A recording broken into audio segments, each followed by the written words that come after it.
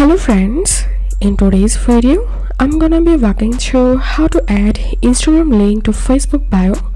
So first of all, open Instagram and click on your profile and then copy your profile URL and open your Facebook profile, click on edit profile, scroll down, edit your about info, click on contact and basic info, and here you'll find social media option. So click on this pencil icon and click on add a social link, and you have to select your Instagram and enter here your Instagram username or URL.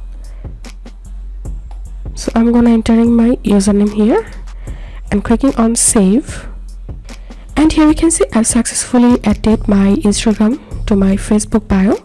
If this video helped you, give a thumbs up and please consider subscribe to how to do it. Thank you for watching.